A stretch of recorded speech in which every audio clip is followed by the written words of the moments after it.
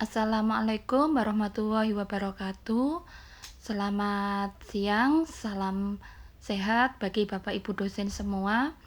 Pada siang hari ini saya ingin menyampaikan beberapa informasi terkait dengan panduan kurikulum yang terbaru KPT 2024 dan sekaligus saya sharing dengan kurikulum yang sebelumnya. Yang pertama yang ingin saya sampaikan sebelum saya membahas terkait dengan tahapan perancangan pembelajaran terkait dengan pembelajaran semester ini, yang perlu saya sampaikan adalah perkembangan kurikulum. Jadi sejak tahun 2016 dengan disahkannya SNDikT, Sistem Penjaminan Mutu Internal, di saat saya menjabat sebagai ketua penjaminan mutu saat itu, sekaligus juga disahkan kurikulum pendidikan tinggi 2016. Kemudian kurikulum itu hanya berjalan sekitar 4 tahun. Kemudian di tahun 2020 kurikulum KPT 2016 ini diganti dengan kurikulum MBKM, Merdeka Belajar Kampus Merdeka. Kemudian mulai tahun ini kurikulum perguruan tinggi ini diganti dengan KPT 2024 berbasis OB atau Outcome Based Education. Dari ketiga kurikulum yang saya sebutkan tadi, tentunya kalau dari sisi penyusunannya, dari sisi dokumennya, terkait dengan pembelajaran kurang lebihnya sama. Tidak ada perubahan, namun ada beberapa tambahan di kurikulum yang MBKM dan kurikulum yang terbaru 2024 ini terkait dengan kegiatan MBKM terkait dengan Merdeka Belajar. Kemudian yang perlu saya sampaikan lagi terkait dengan penyusunan daripada rencana pembelajaran semester. Jadi dosen itu kan sebelum mengajar itu kan menyusun rencana pembelajaran semester. Nah, menyusun rencana pembelajaran semester tadi itu acuannya kita itu harus mengetahui dulu CPL atau capaian pembelajaran lulusan di program studi kita mengajar. Jadi CPL-nya apa? Gitu. Kita harus mengetahui terlebih dahulu karena CPL ini menjadi panduan untuk menyusun RPS. Seperti itu. Nah, kemudian pada halaman 46 Bapak Ibu bisa melihat atau bisa membaca di situ bahwa tahapan perancangan pembelajaran ini yang pertama adalah mengidentifikasi CPL yang dibebankan pada mata kuliah. Jadi CPL yang ada di prodi tadi itu akan diturunkan pada CPMK ya. Jadi CPMK yang ada di mata kuliah Bapak Ibu mengajar. Jadi acuan kita membuat CPMK di mata kuliah kita mengajar itu acuannya adalah CPL, sehingga CPL ini harus dibuat terlebih dahulu. Itu yang pertama. Kemudian CPL tadi itu asalnya dari mana? CPL tadi itu asalnya dari kurikulum. Jadi awal kita menyusun kurikulum ya, mulai dari tahapan penyusunan kurikulum ya, mulai dari mendatangkan stakeholder, kemudian kita menyusun mata kuliah dan sebagainya. Nah, itulah nanti CPL itu akan ada di dokumen kurikulum. Kemudian yang kedua adalah merumuskan CPMK yang bersifat spesifik terhadap mata kuliah berdasarkan CPL yang dibebankan pada mata kuliah tersebut. Jadi CPMK ini adalah capaian pembelajaran mata kuliah. Seperti itu. Jadi misalnya saya mengajar kimia lingkungan. Berarti saya harus menyusun atau merumuskan CPMK dari kimia lingkungan. Dan CPMK itu cara menyusunnya itu kita tetap memperhatikan apakah di rencana pembelajaran kita itu apakah ada aspek kognitif, afektif atau psikomotorik ya. Nah, itu harus dicantumkan. Misalnya kalau kita ada aspek kognitif, kemudian ada aspek psikomotor, nah tentunya itu harus dicantumkan.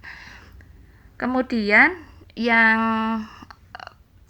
perlu saya sampaikan kembali terkait tadi ya, terkait dengan CPL tadi, itu disusun itu berdasarkan dari evaluasi kurikulum, kemudian nanti untuk penyusunan kata-katanya itu berdasarkan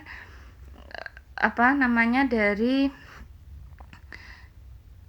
itu kalau Bapak Ibu mungkin dari dosen kependidikan atau dari kuliahnya dulu kependidikan, mungkin ada yang kenal taksonomi Bloom ya. Di situ kan misalnya aspek kognitif itu ada C1 sampai dengan C6. Nah, seperti itu. Jadi kita mau menempatkan CPL ini pada kognitif C berapa, seperti itu. Misalnya kita menempatkan sisi aspek kognitif pada C5 misalnya. Kemudian itu di CPL-nya C5. Kemudian di bagian CPMK-nya ya, CPMK yang ada di RPS kita ya, kita turunkan. Kalau CPL-nya C5 berarti CPMK-nya nanti Bapak Ibu membuat di C4 ya. Kemudian yang berikutnya adalah setelah Bapak Ibu menentukan itu, yang perlu dilakukan adalah tadi apakah di rencana pembelajaran Bapak Ibu itu mencakup 3 aspek kognitif, kemudian afektif dan psikomotorik ya yang ada. Nah, itu harus dicantumkan. Kalau praktikum misalnya ya berarti harus mencantumkan kognitif dan psikomotorik gitu.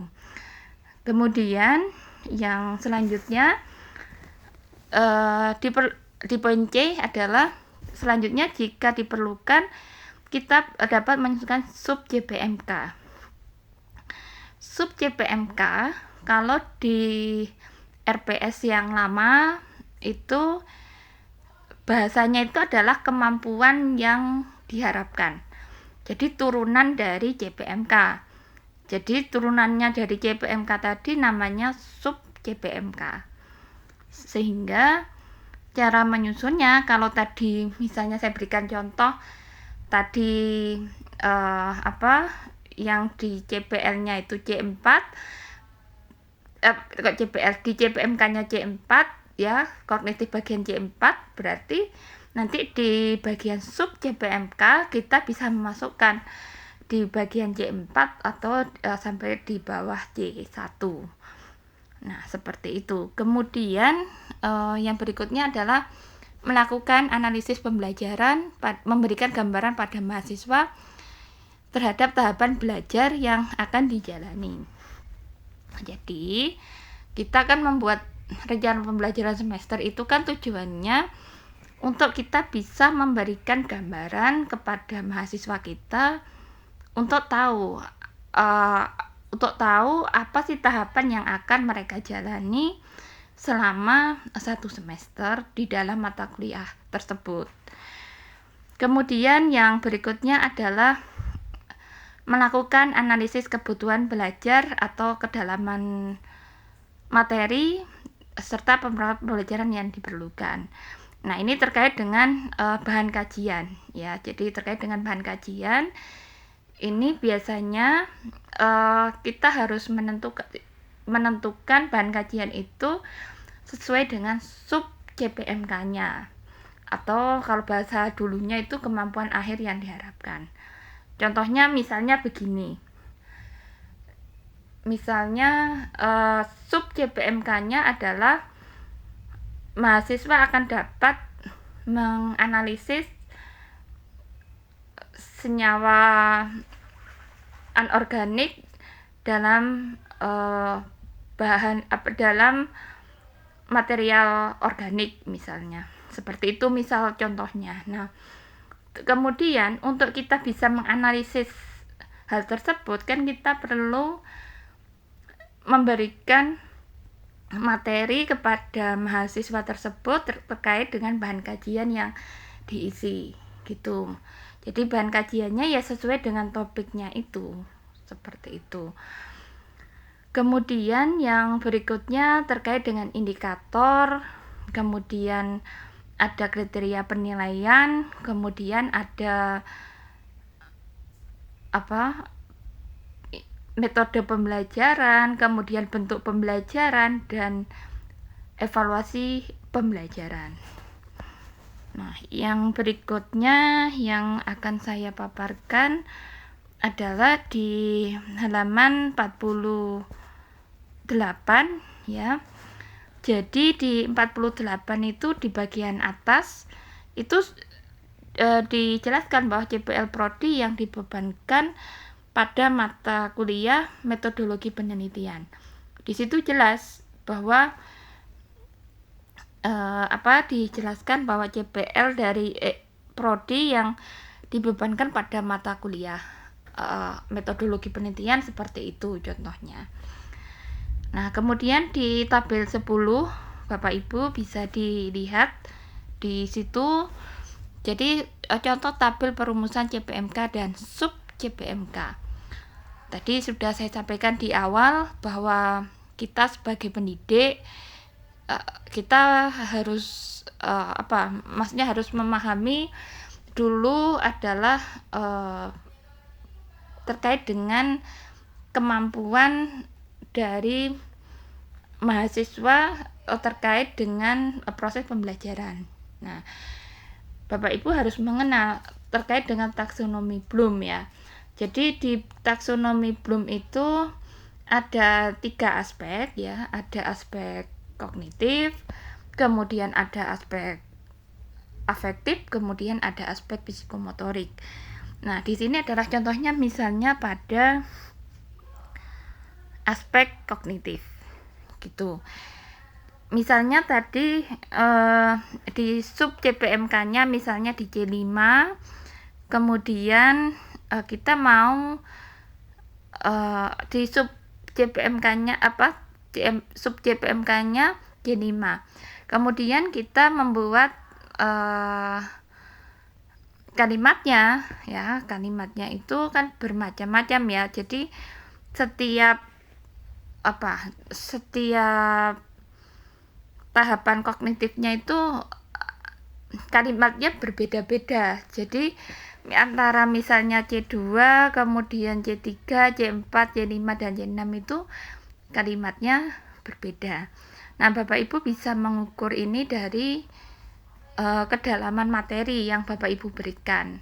Jadi dulu saya pernah ikut pekerti itu kita harus bisa menentukan kedalaman materi yang kita pelajari, yang kita mau kita ajarkan, seperti itu. Kalau memang materi itu berat, itu mungkin ya kita boleh saja langsung di C6 atau C5 itu boleh saja, tetapi ya di setiap semesternya harus kita evaluasi seperti itu. Jadi nanti setelah RPS itu selesai, kemudian proses pembelajaran 1 semester selesai, itu tugas kita itu sebetulnya ada rekonstruksi mata kuliah.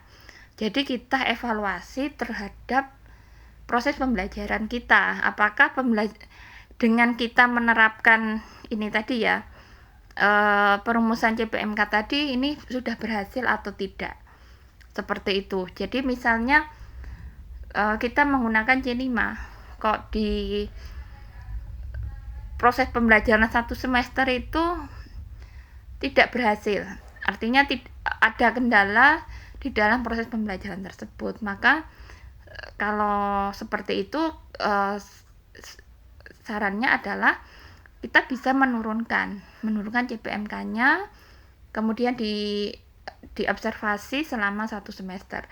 Itu seperti apa? Karena setiap perguruan tinggi, setiap program studi, dan setiap mahasiswa yang kita ajar itu akan berbeda kemampuannya, sehingga dosen memiliki kebebasan untuk menetapkan atau merumuskan CPMK dan sub CPMK-nya ini berdasarkan tabel taksonomi Bloom itu. Nah, kemudian terkait dengan merumuskan CPMK ini yang tadi sudah saya tunjukkan ya, di bagian atas tadi ada CPL ya, kemudian ada CPMK. Nah, CPL 1 misalnya pada tabel 11, di situ adalah CPL-nya adalah menunjukkan sikap bertanggung jawab atas pekerjaan atau bidang keahliannya secara mandiri. Berarti CPMK-nya adalah menerapkan prinsip dan etika ilmiah menyusun rancangan. Seperti itu. Jadi bahasanya juga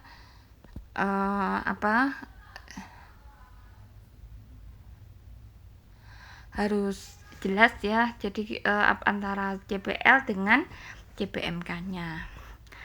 Kemudian setelah kita merumuskan tadi ya sub CPMK-nya dengan menggunakan taksonomi Bloom tadi, baru kita bisa masukkan poin-poin tersebut nanti di bagian RPS kita.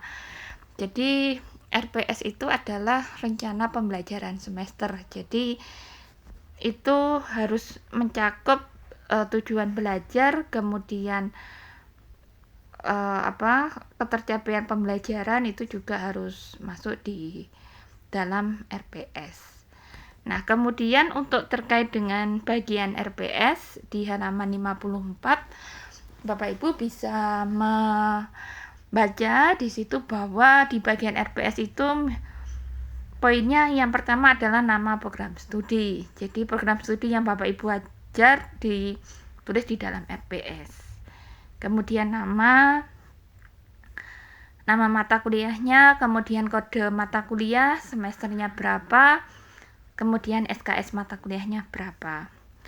Kemudian nama dosen pengampu, ini juga ditulis ya, apakah dosen pengampunya ini hanya 1 orang saja atau tim pengampu atau tim teaching atau kelas paralel, itu ditulis. Kemudian yang berikutnya adalah kita harus menuliskan CPL yang dibebankan pada mata kuliah yang dirumuskan dalam CPMK. Jadi kita merumuskan CPMK-nya apa? Tadi yang saya sharing adalah kalau memang di mata kuliah Bapak Ibu itu ada mata kuliah tidak ada praktikumnya, misalnya mungkin aspek kognitif dan afektif sudah cukup. Tetapi kalau ada praktikum, ada praktek atau magang, maka perlu ditambahkan aspek psikomotorik. Nah, kemudian setelah CPMK-nya jadi, kemudian langkah berikutnya adalah kemampuan akhir yang diharapkan atau kemampuan akhir yang akan direncanakan, atau yang disebut sebagai sub CPMK. Bahasa awamnya itu mungkin sub CPMK itu adalah topik dari bahan ajarnya gitu. Kalau kita menulis buku itu kan ada bab 1 tentang apa, bab 2 tentang apa. Nah, itu masuknya di sub CPMK. Nah, kemudian kalau bahan kajian atau materi pembelajaran itu yang berada di bab 1 tadi, misalnya kalau bab 1-nya tentang struktur atom misalnya ya, di kimia misalnya itu yang membahas adalah teori atom, kemudian konfigurasi elektron, kemudian sistem periodik unsur, dan sebagainya. Nah, itu bahan kajiannya yang akan dipelajari sesuai dengan sub JPMK-nya. Kemudian untuk bentuk pembelajaran, metode pembelajaran, dan modalitas pembelajaran. Untuk bentuk pembelajaran ini yang bisa dipilih ya, Bapak Ibu bisa memilih disesuaikan dengan mata kuliahnya, apakah itu pertukaran mahasiswa, magang, atau penelitian, atau proyek, atau wirausaha, atau membangun desa. Nah, itu bisa dicantumkan di bentuk pembelajaran. Nah, kalau metode pembelajaran itu kan Bapak Ibu bisa menentukan metode pembelajaran berpusat pada mahasiswa, misalnya team based project atau case method atau problem based learning dan sebagainya. Itu. Kemudian yang berikutnya di poin H adalah perhitungan SKS dan ekuivalensinya. Jadi di dalam RPS itu kan nanti ada tabel. Jadi ada tabel terkait dengan tabel kegiatan dalam proses mengajar, apakah kuliah, kemudian seminar, praktikum, seperti itu. Untuk kegiatan kuliah, responsi dan tutorial, itu kegiatan proses belajar mengajarnya itu idealnya adalah 50 menit per minggu per semester. Jadi satu SKS ya, dalam satu SKS itu 50 menit per minggu. Jadi misalnya kita mengajar mata kuliah 2 SKS, tetapi tidak ada praktikumnya, misalnya seperti itu, berarti kita melakukan proses belajar mengajar ya 100 menit per minggu, karena satu SKS-nya 50 menit per minggu. Kemudian selain itu kita bisa memberikan kegiatan penugasan terstruktur. Jadi tugasnya itu terstruktur. Jadi sebetulnya kalau secara ideal yang disampaikan saat saya pelatihan pekerti maupun AA ya, Applied Approach, itu kegiatan penugasan terstruktur itu sebetulnya dosen itu memberikan tugas di setiap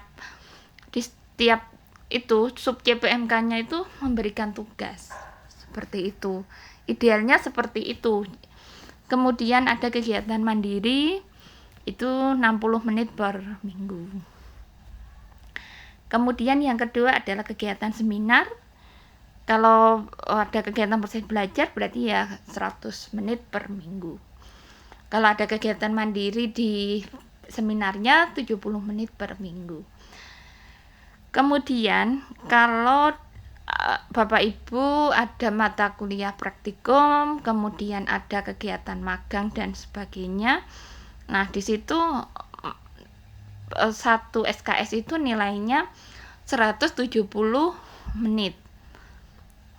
170 menit ya. Jadi kalau misalnya praktikumnya 2 SKS berarti 340 menit per minggu. Hitungnya seperti itu. Nah, kemudian yang poin berikutnya adalah pengalaman belajar mahasiswa dalam bentuk tugas. Jadi deskripsi tugas ini adalah bentuk kegiatan belajar mahasiswa agar mampu mencapai kemampuan yang diharapkan di setiap tahap pembelajaran. Tadi yang saya sebutkan. Jadi idealnya kalau dosen itu idealnya kalau mengajar memberikan tugas di setiap sub JPMK.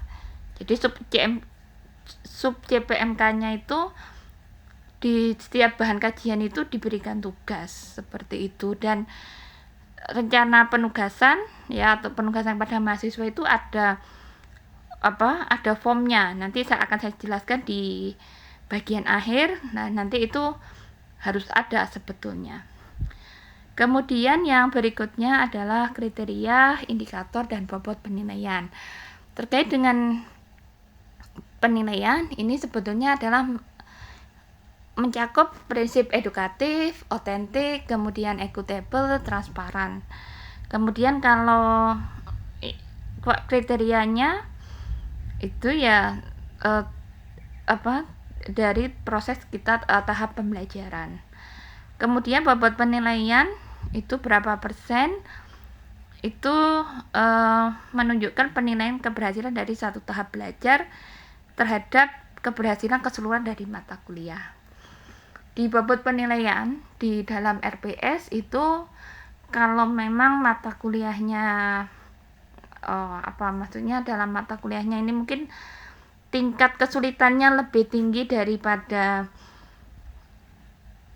materi yang sebelumnya atau setelahnya, misalnya itu bisa diberikan bobot nilai yang tertinggi. Tapi kalau misalnya mata kuliahnya itu mudah, ya bobot penilaiannya itu lebih rendah dari yang paling sulit tadi. Kemudian ada daftar referensi. Referensi itu bisa berupa dari buku. Nah, kalau Bapak Ibu membutuhkan buku, sekarang di Google itu banyak sekali buku-buku ajar yang secara online itu bisa kita dapatkan di sana, sehingga kita bisa mudah untuk mempelajarinya. Atau kita bisa gunakan buku-buku ajar yang sudah ada yang sudah diterbitkan secara online, atau itu bisa digunakan. Kemudian untuk format pembelajaran, rencana pembelajaran semester atau RPS nanti saya jelaskan di bagian terakhir. Kemudian di proses pembelajaran. Nah, proses pembelajaran ini kan ada interaksi antara mahasiswa dengan dosen atau sumber belajar dari lingkungan belajar. Nah, untuk kita bisa menciptakan proses pembelajaran itu berhasil, tentunya kita harus menyusun tadi RPS-nya, ya, rencana pembelajarannya yang baik, sehingga pembelajaran itu bisa dicapai dengan maksimal. Kemudian rencana yang berikutnya adalah penilaian pembelajaran. Nah, penilaian pembelajaran ini adalah proses penilaian dari kegiatan yang mahasiswa lakukan, seperti itu. Jadi yang pertama adalah prinsip penilaiannya itu harus valid, ya. Jadi harus valid itu sesuai dengan tujuan pembelajaran dan secara akurat mengukur capaian pembelajaran mahasiswa, dan itu harus bisa diukur, ya. Itu harus bisa diukur. Apakah misalnya penilaiannya melalui kuis, ya, kita kan memberikan kuis kepada mahasiswa misalnya. Kemudian kan dari situ kita akan mengoreksi jawaban dari mahasiswa, sehingga kita bisa mengukur hasilnya seperti apa. Kemudian reliable. Jadi penilaiannya ini berdasarkan keandalan hasil dari penelitian yang stabil. Kemudian ada transparan. Jadi kita harus memberikan nilai yang transparan, ya. Jadi penilaiannya ini dapat diakses oleh semua kepentingan. Equitable. Jadi equitable ini prosedur penilaiannya harus jelas, gitu. Jadi di awal kuliah kan kita menyampaikan RPS. Kita akan menyampaikan bobot penilaian. Nah, itu harus disepakati oleh dosen dan mahasiswa. Kemudian berkeadilan. Kalau sudah equitable, yang berikutnya adalah berkeadilan. Artinya di sini penilaian ini memastikan bahwa semua mahasiswa memiliki kesempatan yang sama untuk mendapatkan proses pembelajaran. Kemudian adalah objektif. Jadi penilaian itu didasarkan dari kesepakatan yang diambil di awal perkuliahan tadi, yang sudah disepakati di awal itu harus harus didasarkan pada itu, gitu. Misalnya bobotnya 30%, ya kita gunakan 30%, gitu. Kemudian edukatif. Jadi edukatif di sini adalah penilaian untuk memotivasi mahasiswa belajar. Misalnya memperbaiki perencanaan dan cara belajar, meraih capaian pembelajaran lulusan.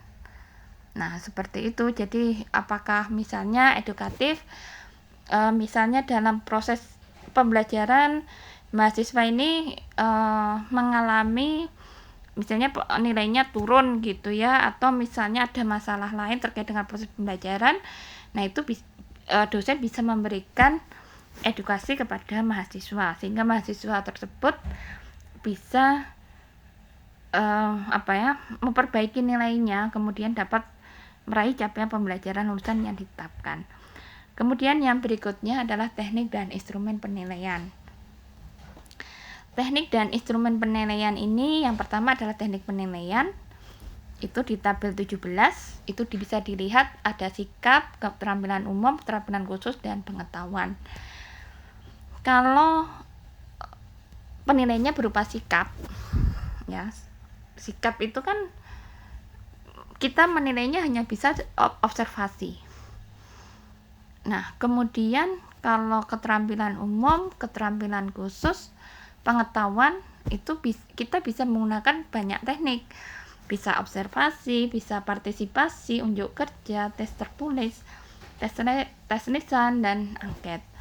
Nah, instrumennya apa? Nah, di dalam untuk menilai observasi, tes tertulis, tes lisan, angket, itu kita butuh namanya instrumen.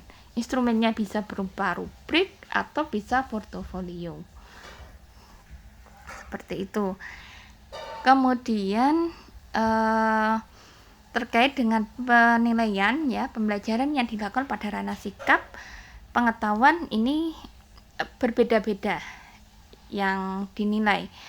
Kalau kita mau menilai mahasiswa itu dari aspek sikap, tentunya kita bisa melihat atau kita bisa mengobservasi, kemudian penilaian diri, penilaian antar mahasiswa, atau penilaian aspek pribadi yang mencakup aspek beriman, percaya diri, disiplin, bertanggung jawab. Nah, itu melalui observasi. Nah, tetapi kalau penilaiannya ini dalam ranah pengetahuan, tentunya kita harus menggunakan tes tertulis, tes lisan, maupun langsung maupun tidak langsung. Nah, secara langsung misalnya dosen dan mahasiswa bertemu tatap muka saat penilaian, misalnya ujian lisan atau misalnya seminar. Nah, itu baru masuk di penilaian secara langsung. Kemudian kalau tidak langsung ya seperti ujian tulis, jadi misalnya ujian tengah semester, akhir semester. Kemudian kalau ranahnya adalah keterampilan atau misalnya praktek atau praktikum. Nah, yang dinilai itu apanya? Yang dinilai adalah keterampilannya. Ya, jadi keterampilannya, dan itu ada rubriknya sendiri. Jadi misalnya mahasiswa itu mau penilaian praktikum, misalnya praktikum kimia, praktikum biologi, dan sebagainya. Itu ada form tersendiri ya sebetulnya yang digunakan untuk menilai dari proses pembelajaran. Mungkin untuk penilaian ini nanti yang ranah keterampilan mungkin akan saya share di sesi berikutnya.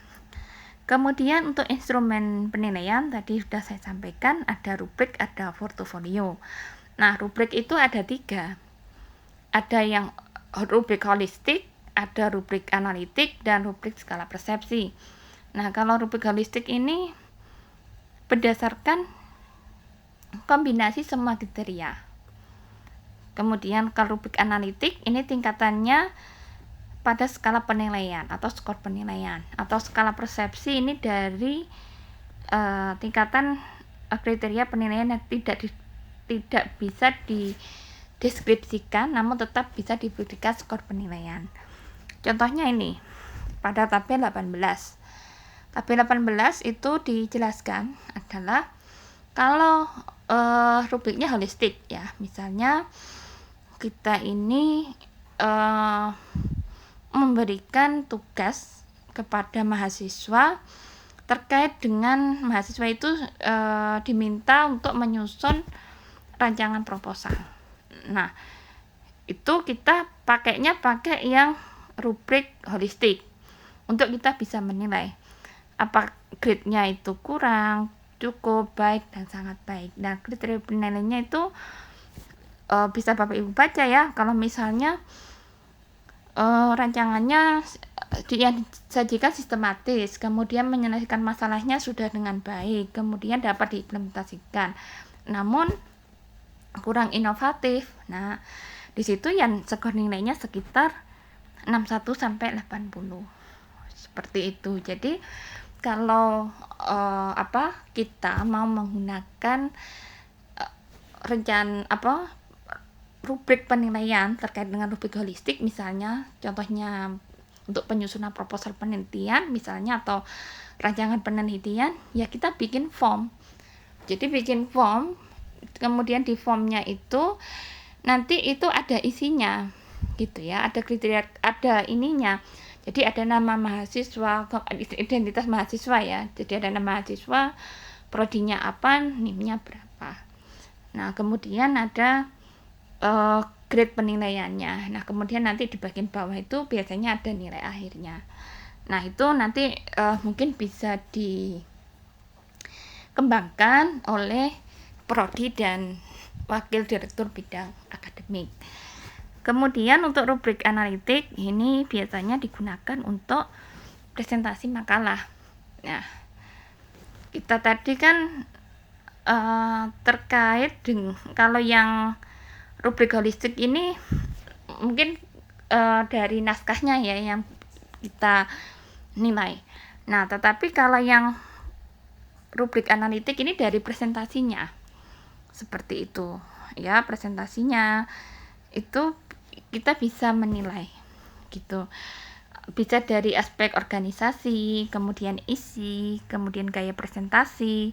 Nah, itu bisa dibuat. Jadi mungkin kalau saran saya ya kita di politik itu mungkin bisa membuat form. Jadi form yang terkait dengan penilaian baik itu rubrik analitik, rubrik holistik itu bisa dibuat sehingga nanti ketika dosen memerlukan, nah itu baru bisa dibuat. Kemudian yang tabel 20, nah itu terkait dengan presentasi lisan. Misalnya kita kita misalnya menguji mahasiswa dalam ujian lisan, misalnya ada ujian responsi praktikum atau misalnya ujian lisan ya di mata kuliah tersebut misalnya. Nah, itu kita harus menilainya itu dari beberapa aspek. Misalnya ada kemampuan komunikasi, penguasaan materi, kemampuan menghadapi pertanyaan, penggunaan alat peraga, dan ketepatan menyelesaikan masalah. Kemudian yang berikutnya adalah penilaian portofolio. Penilaian portofolio ini terkait dengan penilaian berkelanjutan didasarkan pada kumpulan informasi yang menunjukkan perkembangan capaian pembelajaran dalam satu periode tertentu. Misalnya yang bisa dinilai itu adalah portofolio perkembangan, showcase atau komprehensif, atau misalnya dari karya-karya mahasiswa. Ya, contohnya misalnya di tabel 21 itu misalnya kita memberikan tugas kepada mahasiswa kita. Contoh idealnya misalnya saya memberikan tugas kepada mahasiswa saya di bidang kimia lingkungan. Mahasiswa saya suruh atau saya minta untuk mencari atau meringkas artikel dari 3 jurnal misalnya. Seperti itu. Dengan topik misalnya polusi udara, misalnya seperti itulah contohnya. Nah, untuk saya bisa menilai ringkasan mahasiswa tadi, itu saya harus menggunakan penilaian portofolio. Jadi penilaiannya ini ada 10 aspek. artikelnya terindeks atau enggak, kemudian jumlah artikelnya membahas polusi industri apa enggak, dan sebagainya. Itu yang harus yang bisa kita kembangkan pada saat kita proses pembelajaran. Kemudian yang berikutnya adalah mekanisme dan prosedur penilaian. Nah, mekanisme penilaian ini tentunya kita yang pertama adalah menyusun dulu ya, menyusun instrumennya tadi. Rubriknya seperti apa, kemudian portofolionya seperti apa, kemudian terkait dengan bobot penilaiannya seperti apa, kriteria penilaiannya seperti apa. Nah, itu disusun. Nah, kemudian nyusunnya dalam bentuk RPS ya. Kemudian menyampaikannya seperti apa? Menyampaikannya adalah ketika kita ketemu mahasiswa di awal perkuliahan. Nah, kita akan menyampaikan RPS dan kontrak perkuliahan. Nah, di situ kita menyampaikan rencana pembelajarannya seperti apa, penilaiannya seperti apa. Kemudian menyepakati. Nah, menyepakati ini adalah kita sepakat dengan mahasiswa. Dosen ini sepakat dengan mahasiswa bahwa misalnya bobot penilaiannya untuk UTS, UAS, praktikum, kemudian kehadiran beberapa persen. Nah, misalnya seperti itu, atau nanti tugasnya seperti tadi ya, misalnya meringkas atau apa. Nah, itu disepakati bersama. Nah, kemudian melaksanakan. Nah, melaksanakan ini adalah kita ya melaksanakan proses pembelajaran selama 16 kali pertemuan itu kita melaksanakan. Nah, setelah itu kita kan dari beberapa kegiatan yang kita lakukan selama 16 minggu tadi kan kita mendapatkan nilai ya. Ada yang nilainya bentuknya tes tertulis, atau misalnya dalam bentuk tugas atau apa, kemudian nilainya misalnya nilainya sudah pas proses terakhir itu kan kita akan diminta untuk nilai akhir ya, nilai akhir yang akan dicantumkan di lembar hasil studi. Nah, sebelum masuk ke sana hasil itu sebetulnya bisa kita sampaikan kepada mahasiswa seperti itu, atau kalau saya biasanya pakai japri kepada mahasiswa tersebut, nilainya seperti ini, kemudian nanti di semester depan nilainya harus lebih baik. Nah, seperti itu. Cara itu yang bisa saya berikan untuk saya bisa memberikan umpan balik kepada mahasiswa. Nah, kemudian setelah itu nilainya baru saya serahkan ke bagian akademik. Nah, kemudian untuk prosedur penilaian, ini ada perencanaan, pemberian tugas atau soal ya, observasi kinerja, pengembalian hasil observasi, atau pemberian nilai akhir. Tadi ya sudah saya jelaskan. Jadi pelaporannya tadi di bagian terakhir itu kan nilainya sudah nilai A sampai E ya. Itu kan sudah diolah seperti itu.